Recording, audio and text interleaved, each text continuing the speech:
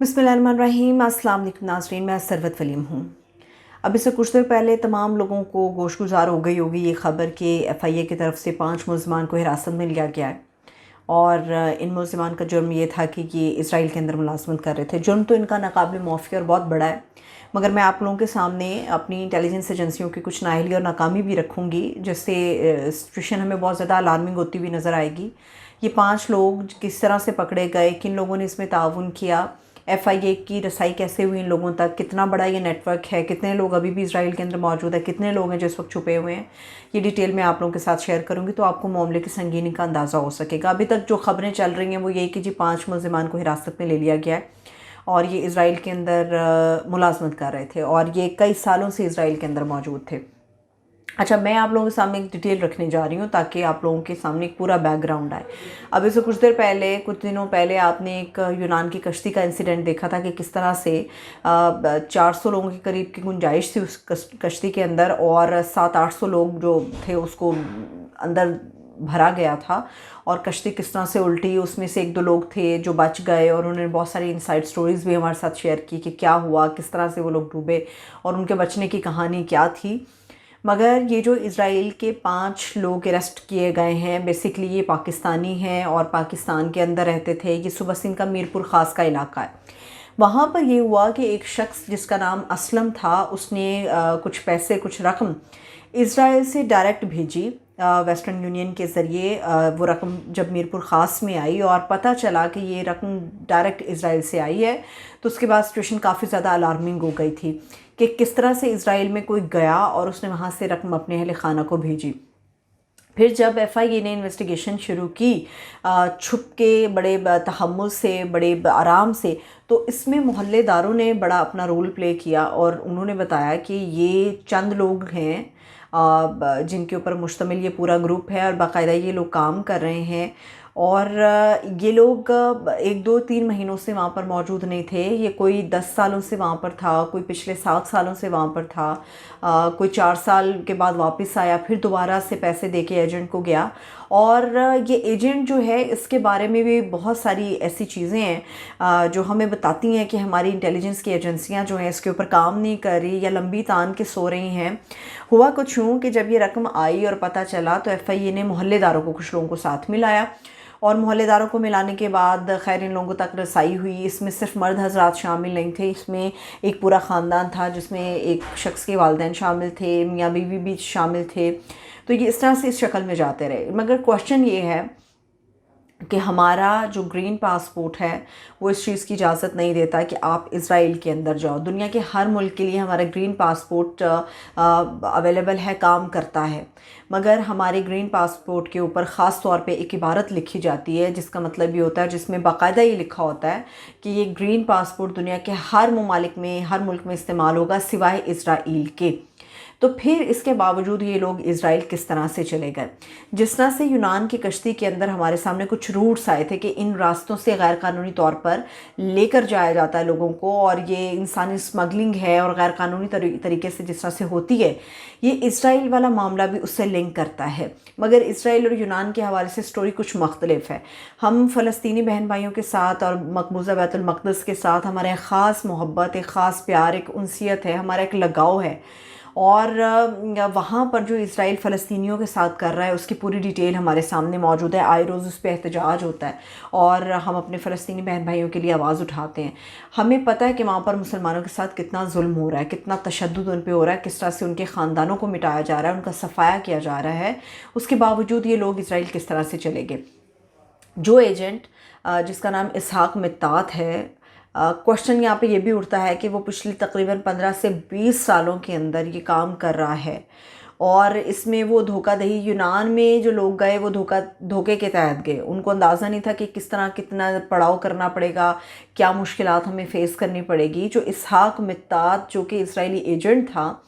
वो बाकायदा बड़े आराम से, तसल्ली से इन लोगों को लेकर जाता था और ये पूरा एक ग्रुप है, गिरोह है जो एक नेटवर्क की सूरत में काम कर रहा था। اگر میں آپ لوگوں کو ان لوگوں کی ملازمت بتاؤں گی تو آپ لوگ بڑے حیران ہو جائیں گے کہ اتنی چھوٹی چھوٹی ملازمت کے لیے اسرائیل جیسا ملک جس سے ہم نفرت کرتے ہیں، جس کے لیے ہمارے دل میں کبھی کوئی احساس پیدا نہیں ہو سکتا، کوئی جذبہ نہیں پیدا ہو سکتا، اس ملک کے اندر یہ لوگ اتنی چھوٹی ملازمت کے لیے کیوں گئے ہیں، تو آپ کو اندازہ ہوگا کہ معاملہ کتنا سنگین ہے۔ یہ لوگ جو وہاں پر موجود تھے پچھلے کوئی 10-12 سالوں سے، کوئی 7-4 اس طرح سے مختلف سالوں سے وہاں پر موجود تھے، کوئی وہاں پہ کار واشنگ کا کام کرتا تھا، کوئی وہاں پر ہیلپر کا کام کرتا تھا، اس طرح کی چھوٹی چھوٹی ملازمتیں تھیں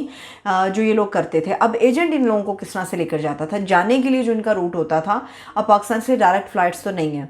پہلے وہ ان لوگوں کو دبئی لے کے جاتا تھا، یا پھر ترکی لے کر جاتا تھا،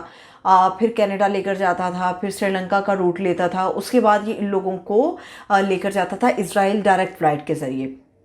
اور اس میں غیر قانونی طریقہ صرف یہ روٹ کا تھا، یا گرین پاسپورٹ استعمال نہیں کر سکتے تھے، مگر جب یہ لوگ اسرائیل کی حدود میں داخل ہو جاتے تھے تب یہ غیر قانونی ڈکلیئر ہوتے تھے، اور یہ وہاں پر اسرائیل پہ ایئرپورٹ پہ اترتے ہی اپنے اس ایجنٹ اسحاق متات کے ساتھ اپنے کام والی جگہ پر جاتے تھے جہاں پہ ان لوگوں کو رہائش دی گئی تھی، وہاں پر یہ لوگ رہتے تھے اور ساتھ کام کرتے تھے،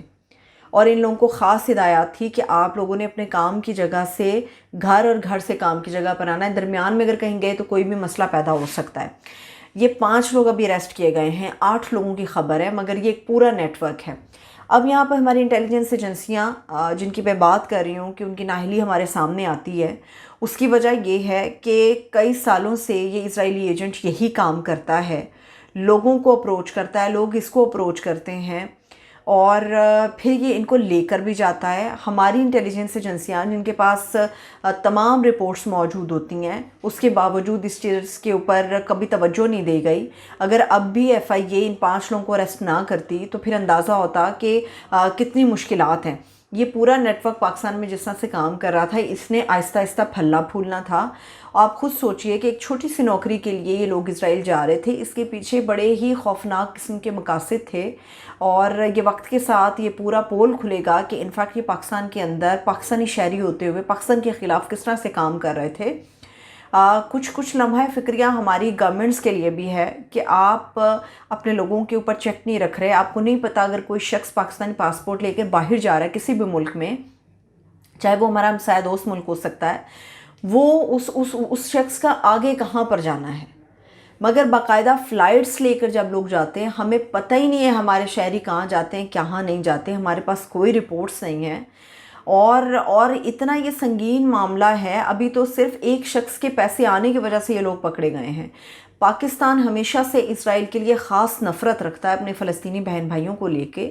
اور اتنی چھوٹی چھوٹی نوکریوں کے لیے اگر لوگ اسرائیل جا رہے ہیں تو اس کا مطلب یہ ہے کہ پاکستان کے اندر کوئی عدم استحکام پیدا کرنے کی کوشش کی جا رہی ہے، پاکستان کے خلاف کوئی باقاعدہ پروپیگنڈا ہو رہا ہے، اور یہ ہمارے لیے خطرناک ہے۔ ایسے میں جب کہ ہمارے بہت سارے دشمن ممالک پاکستان کے خلاف صف آرا ہیں،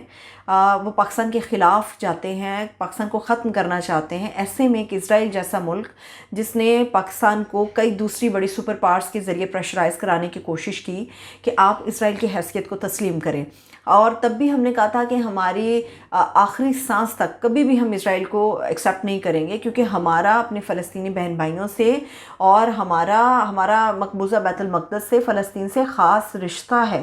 خاص ہمارا جذبہ ہے، ہماری محبت ہے۔